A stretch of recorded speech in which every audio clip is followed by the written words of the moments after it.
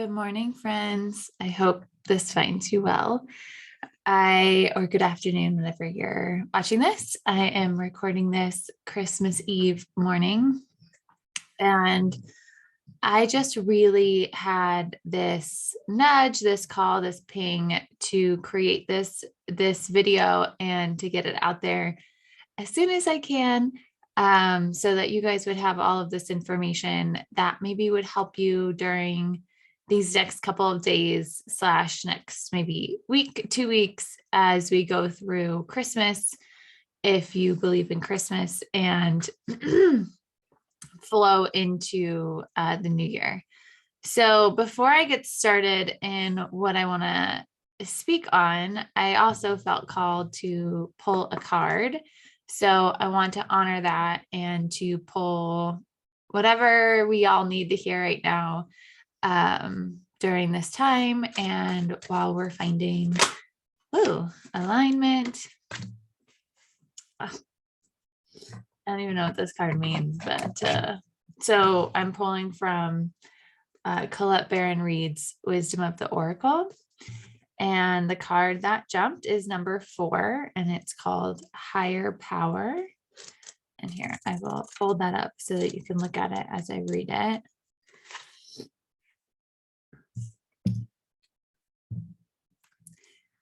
Conscious contact with a higher power, the presence of the divine, seeing source energy in all things, committing to a partnership with spirit.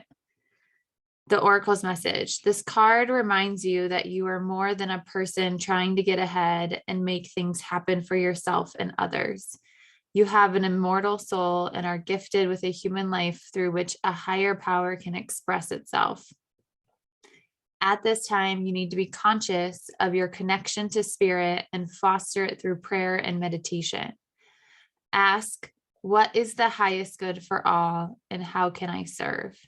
Then get out of your own way and trust that there is a plan for your life more wondrous than you can ever know. You are always protected and divinely directed. The relationship message. It's time to address how much effort you give to your relationship with your higher power, called God, Goddess, Spirit, or any other name that is sacred and holy. Recognize that your partnership with Spirit is your number one priority. The appearance of this card also indicates that there is a deep spiritual bond between you and another person who is essential to your growth and evolution. Tend to your spiritual connections and remain aware of your true nature. Bless you. We're all still waking up here. The prosperity message. Sometimes your work just flows through you. Ideas come rushing in and inspiration bubbles up from a wellspring you didn't even know you could access. When you enter agreements, begin projects, and negotiate deals with Spirit as your partner, you will always succeed. Let your higher power lead. The synchronicities and intuitive nudges you feel will help you see which way you are being pointed, giving you confidence to move forward in the right direction. Don't forget to give credit where it is due. You wouldn't be a success without Spirit's guidance. Humility will serve you well when this symbol appears. Well, doesn't this fit nicely with also with just literally how I started this, with having this nudge to do this video. So thank you, Spirit.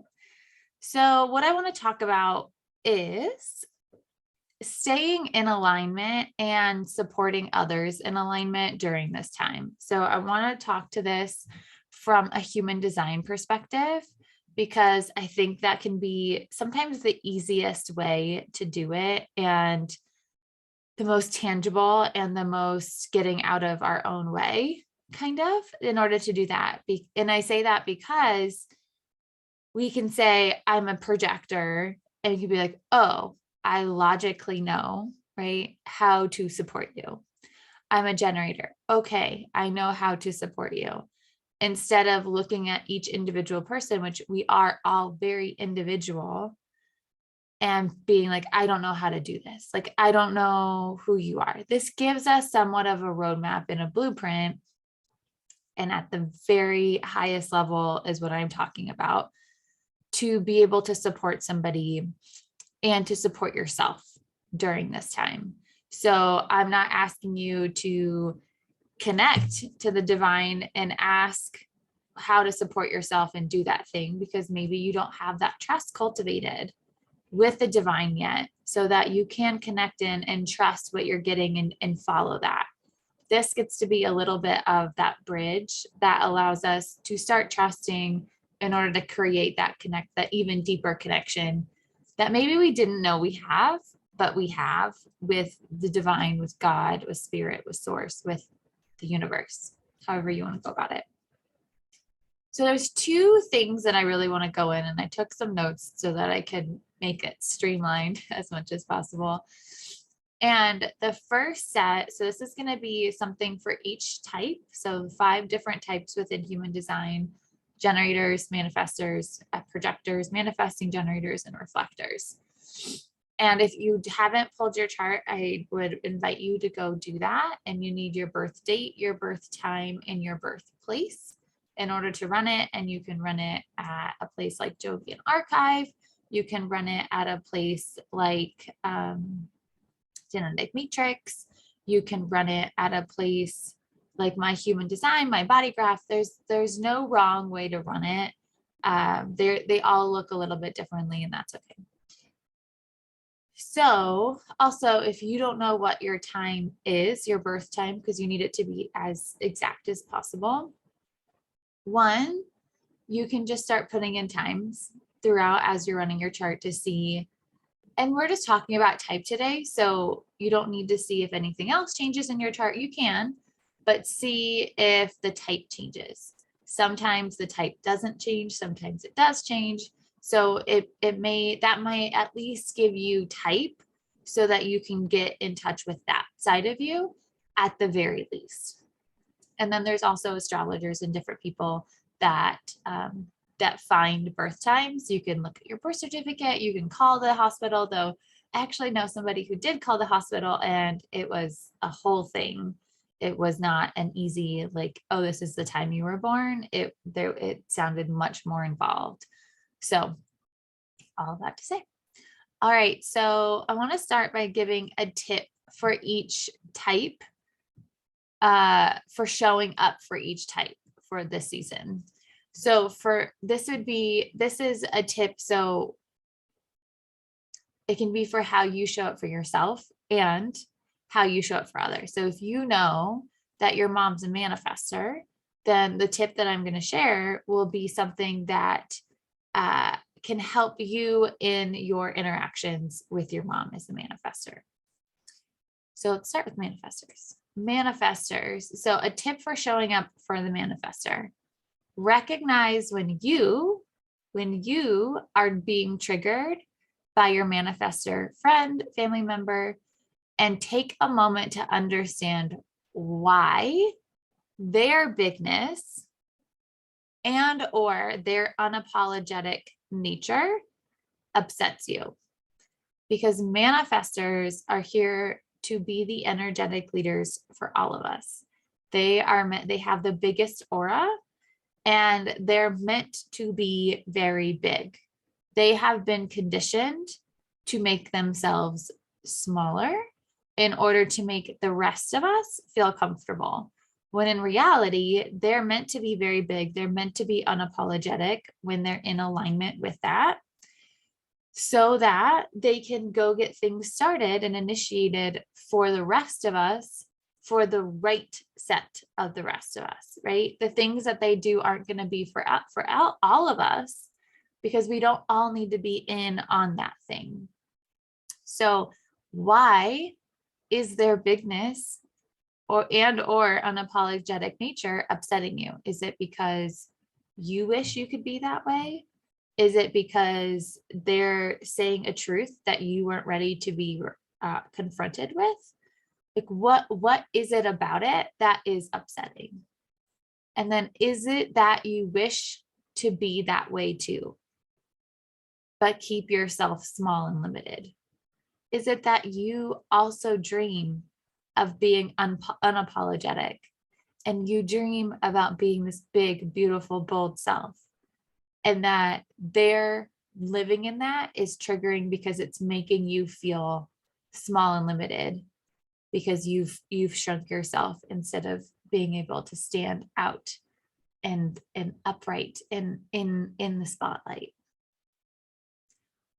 So that's a tip for showing up for manifestors. A tip for showing up for generators is asking them yes, no, this or that, multiple choice questions, giving them options, not saying, what do you want to eat for Christmas dinner? Or like, what do you want to, like, how do you want to do things today?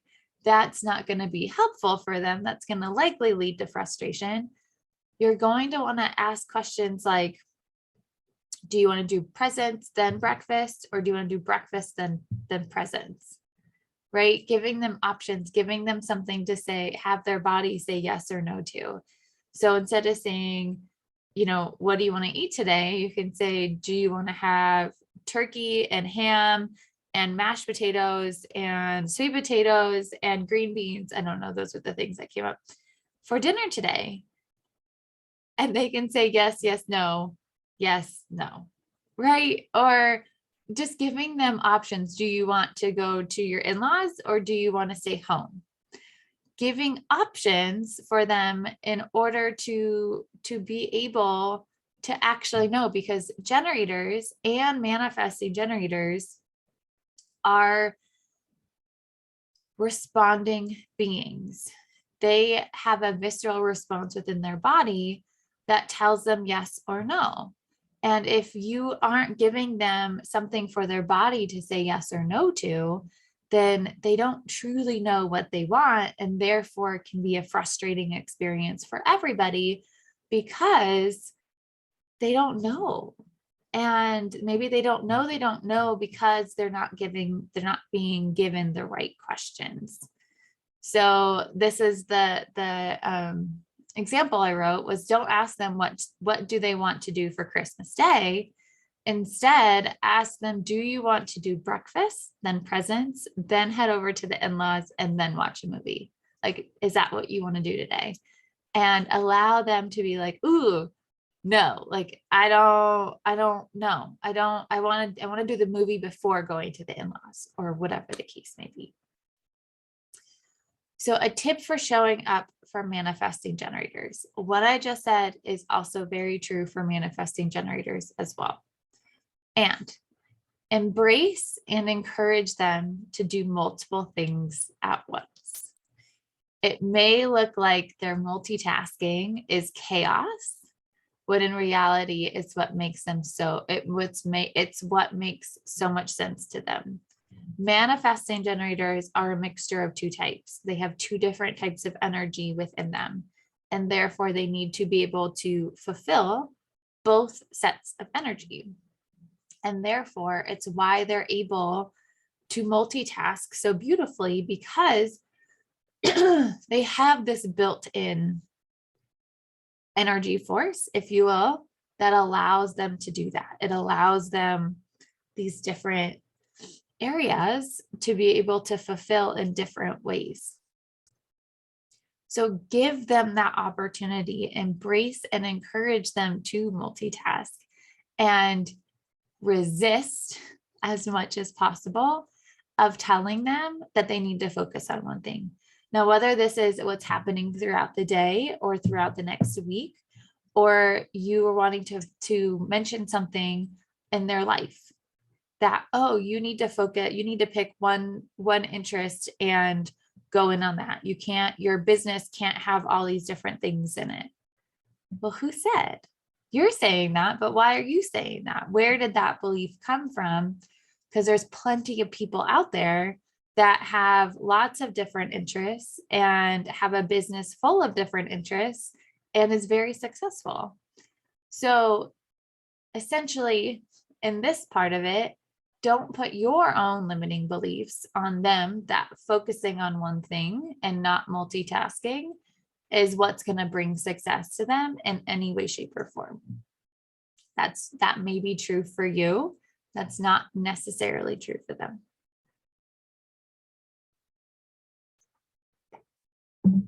Okay.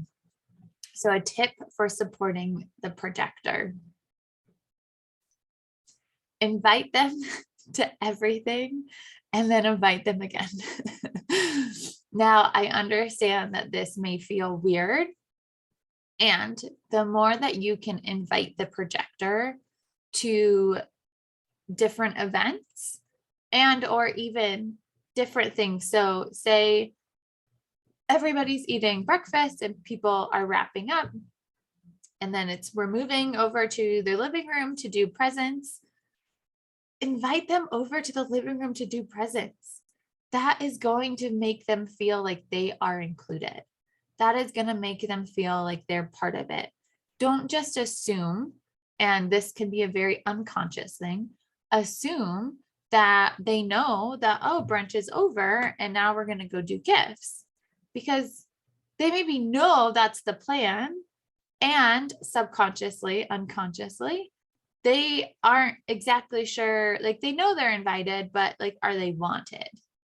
Does that make sense? And so being able to say like, hey, like, and you can say it even to the group, like, hey, are you guys ready to move from here to there? That creates so much ease, that creates so much flow for the projector. It makes them feel invited. It makes them feel part. It makes them feel belonging to that group, and that they are wanted in this next area. Now, it's really important that you genuinely invite them to go from one room to the next, or from one activity to the next.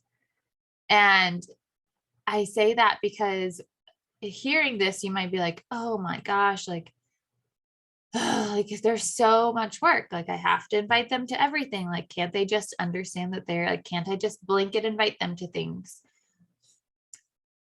Yes and no. For some projectors, a blanket invite can totally work. And for a lot of projectors, a blanket invite does not totally work, because perhaps they've gotten that blanket invite in the past and it actually wasn't true. And so they're still recovering from that. Or maybe your blanket invite didn't actually feel energetically to be genuinely a blanket invite. That felt like there were caveats in that blanket. And so it kind of negated the entire invitation.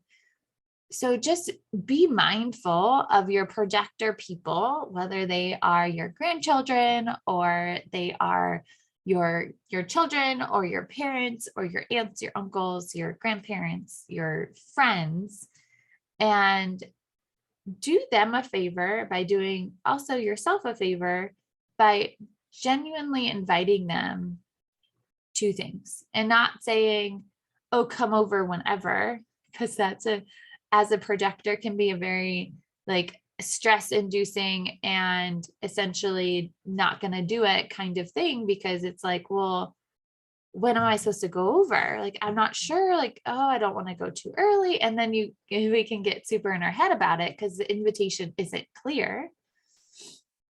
And then either just not go or go and just have it feel kind of weird. So that's a tip for supporting the projector. And a tip for supporting the reflector is, if they ask for space, give them space. And don't take it personally, because reflectors are the only type that can truly put themselves in somebody else's shoes, because they take in everybody in all of the places. So they tend to need more alone time or more space away from people than some of the other types, though any type can be very open. I know a generator who has 7 undefined centers. That is quite open for a generator, right? Reflectors have 9 undefined centers. And so giving them space, because they may feel, depending on your collective, wherever this reflector is, because again, reflectors are meant to be at the center of the tribe. They are meant to technically reflect how we are doing as a collective. So if they are thriving, then that collective is doing really well.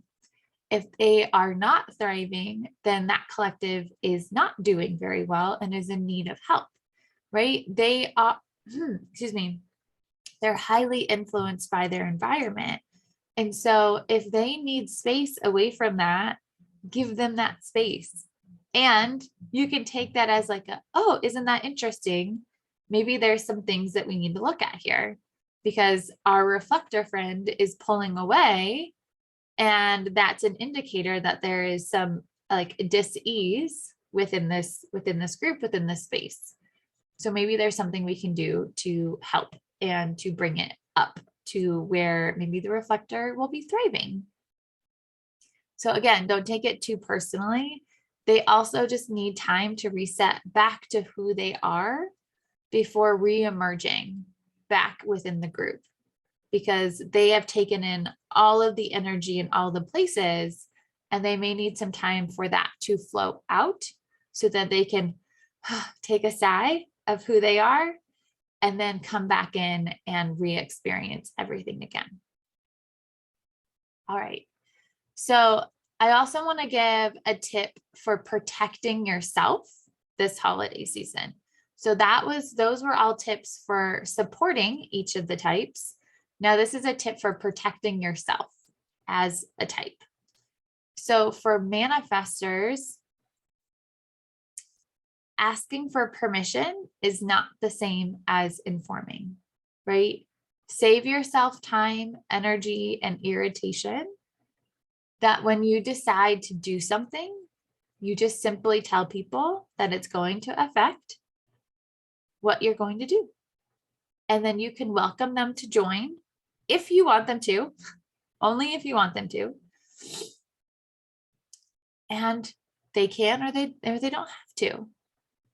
You're not meant to ask for permission. You're meant to allow your energy to speak for you. So protect yourself in the sense of not veering into your not self theme and shrinking yourself and standing in, I've made this decision. This is what I'm going to do. You are welcome to join me if you would like to. Again, that part is parentheses if that's only if you feel comfortable and you actually want them to join you or not. And then go about your day and say, okay, I'm going to go do it. And find how, and I know this can be so scary if this is the first time you're doing it as a manifestor. And this is also true for manifesting generators to a certain degree, because you may have this expectation or people have this expectation of you that you're supposed to show up a certain way, that you always do things the way that people ask you to do them, or you always ask for permission, or whatever the case may be. And now you're starting to change that. And I had a manifestor one-on-one client for a while, and she did this. I will never forget this. She did this once and she voxed me and she said, I cannot believe this. And she had told her family, they were off vacationing together. She told her family what she had decided to do. And this was what she was going to do, and they were welcome to join her or not. And she went off and did it. And she said she hadn't felt more freedom, or I had never heard more freedom from her than in that moment. The standing up for what is true for her and experiencing the response is magical.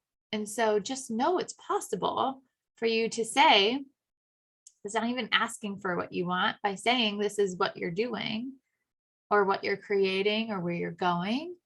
And they can come if they want, or they can add to it if they want, or they can just not. And it's all perfect.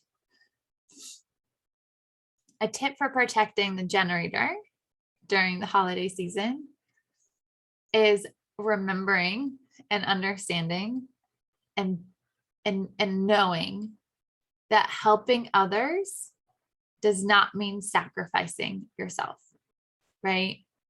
You come here really wanting to help others.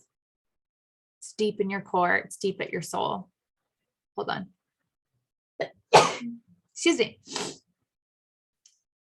And you can sometimes get lost in that by either believing or thinking that you help others by doing what they want and not doing what you want. Again, just because you can doesn't mean you should as a generator, right? Just because maybe you have the energy to do it doesn't mean you should do something that you don't actually want to do. And it's recognizing when your body's telling you no as much as possible so that you can follow it, because the no's are saying that's not where you're meant to be. That's not where you're meant to put your energy, because a no is not going to give you energy. A no is going to take it from you because it's trying to tell you this is not for you. So the more that you can help others, or know that you help others by helping yourself, by doing your yeses, by doing the things that light you up. Because by you doing the things that light you up, you not only create this like really magical vortex within your aura that pulls all these things to you, but it also just feels really good to be around you. You feel really sparkly for the rest of us. And we are attracted to that, and we want to spend time with that. And we get this really juicy, healthy, amazing energy from you that feels so good. And when you're in the nose of things, you give off not fun energy. As somebody who takes in the energy of a generator or manifesting generator, if you are misaligned, you actually can make me feel more depleted than when you're in alignment. When you're in alignment, I feel so good. And when you are misaligned because you think this is how it's supposed to go, I actually feel more depleted than when I'm by myself and I don't have the ability to have sustainable energy. So you'll find more fulfillment and satisfaction down the route of doing the yeses. The yeses for you, not the yeses for somebody else. The yeses for you, and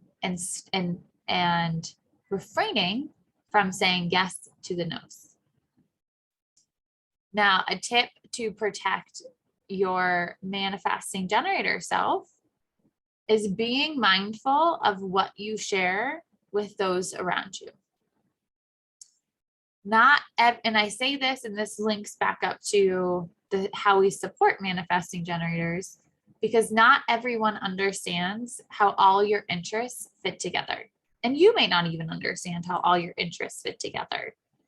And when you freely share all the different things that you're working on and participating in and spending time on and whatever, you can run the risk of them telling you that doesn't make sense. You're doing it wrong. You need to focus on one thing. Stop it. And that can be really frustrating for you, because you might be like so in the, oh my gosh, like these are all my yeses and I'm so excited and this is so fun and I don't get it, but it doesn't matter. It's fine. Like all that, just to have them respond with, oh, you're not, no, you're doing life wrong. And you're not doing life wrong. So just being mindful of who you're sharing all of your things with, because not everybody understands that you are a multi-passionate, you are meant to be tasting from the buffet of life, and that you're meant to do life this way. So just being mindful of that. Now for my dear sweet projectors, I love you so much. I am you. Protecting yourself this holiday season. Try not to take things. Okay, so we as a type are super sensitive. We see other people really clearly, all the things. We take things really personally, even when they're not meant to be personal, right? We can, like, somebody could say, oh, this is something that I've personally been spun up in. Somebody or multiple people, especially during the holiday season, could be like, oh, I don't understand why you're single. And they're saying it from you're an amazing person, like you're beautiful inside and out, like we're so surprised. And once you hear that 3, 4, 5, 6, 10 times, now you're taking it super personally of like what's wrong with me? why can't I have somebody? Why, like, do people feel like they need to tell me things? Like, why do people feel comfortable? Like, all like, because again, projectors, when we're out of alignment, we just project things onto other people really easily and kind of do the blame game a little bit of like, they're in the wrong. Like, how dare they do that to me? Like, da da da, right? We don't become bitter and resentful with ourselves. We become bitter and resentful with others. So being really mindful of when you're receiving, like, of how you're receiving the comments around you. If you're feeling triggered by something, remove yourself from the situation and give yourself that time and space to move through that trigger. So a great ways of moving through triggers could be journaling, screaming into a pillow, going for a walk, talking it out with somebody, meditating, connecting to the divine, and asking them for help, or anything that helps you move through it and not bury it. If you just continue to bury those triggers during this time, they're going to explode somewhere else. And if you're very good at it, like I was, it will explode in a physical place within your body. And that's no fun. And I don't want that to happen to you. So being really mindful that we take things really personally, and they're almost all the time not meant to be personal.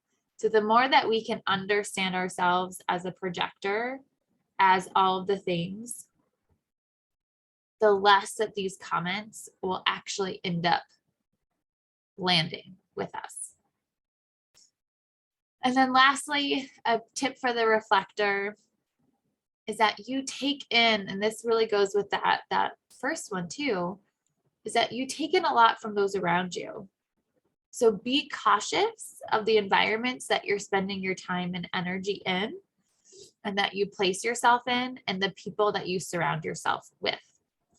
Because again, you're so highly influenced by your environment, whether it be a physical environment and or a people environment, that it's really important for you to understand that if you're starting to feel icky and disappointed and like you want to pull away from everything, there's nothing wrong with you.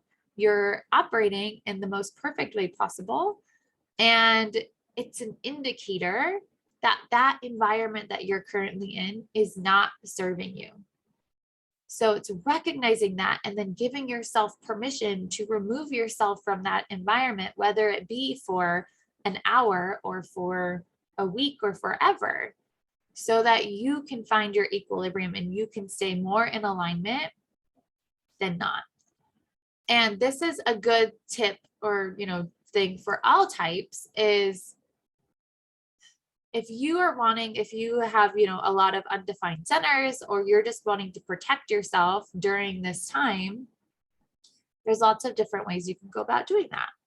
One of them being setting a protection bubble around you. And that can be set through meditation.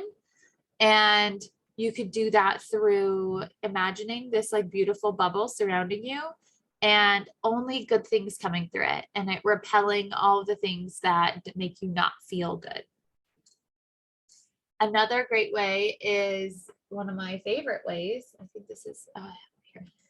Crystals. And there are so many great crystals that are protection crystals. So whether actually pyrite is one, or there's amethyst, and I wanted to say rose quartz, but I don't think rose quartz is as protective.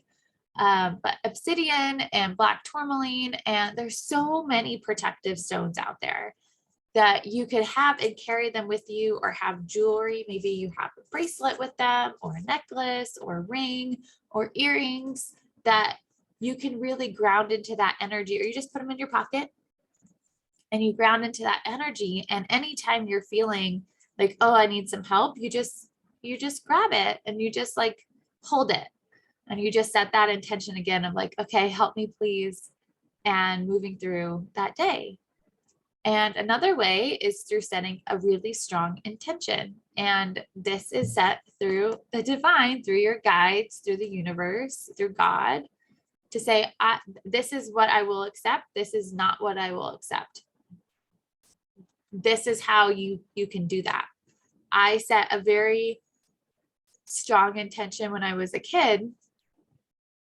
I think at least when I was a kid, if not relatively, last couple of years, that I did not want spirits to come at me while my eyes were open.